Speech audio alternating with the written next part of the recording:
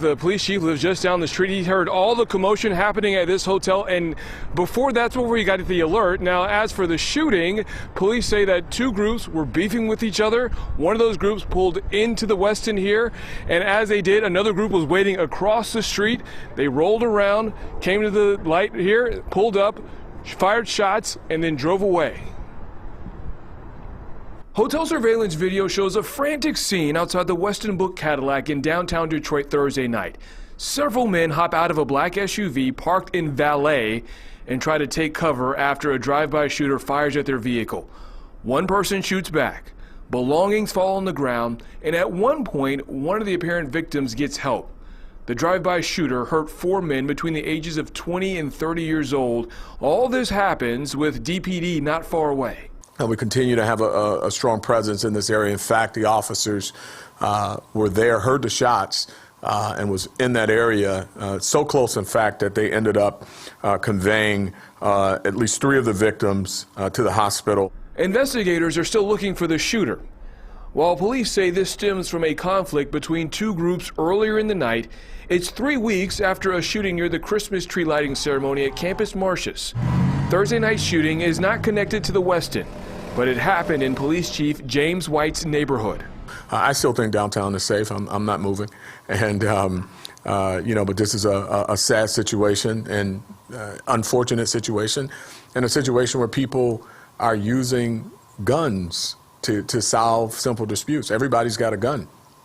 And, we're going to do what we can to constitutionally get them off the street. When we returned to downtown Friday afternoon, the chaos of that drive-by shooting seemed like a distant memory. We saw families check into hotels, including the Westin, holiday decor up and down the streets, and someone out for an afternoon jog. But we met two people who were downtown after the gun violence, and it's images they won't forget. When you hear two groups beefing with each other and it ends in gun violence, and it just happens in a place that's very populated and someplace you walk by, how do you feel about that? That ain't good. That's gonna scare a lot of people away. Last night we left around 9 and nothing was there, and we came back around midnight and we saw it taped off. I felt safe walking by, not knowing, but I mean, it's a little disappointing, I guess.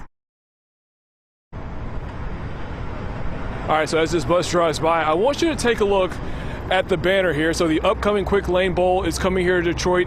Thinking big picture, we have the NFL Draft in 2024, the Final Four 2025. Look, these are all big wins for Detroit, but it can't have people lose lives or endanger lives due to gun violence, especially in an area that is trying to attract more people to the area.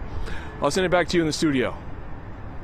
Yeah, good point there, Brandon. You talk about these, shootings in the past. Downtown, as you point out, so popular, so populated. Police have really increased their presence. So how critical was it to have people, close by when that shooting happened?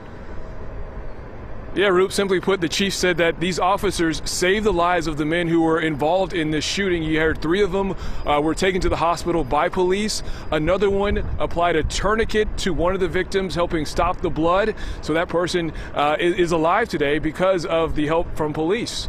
Reporting live here in downtown, I'm Brandon Hudson, Fox 2 News. Brandon, thanks for that live report.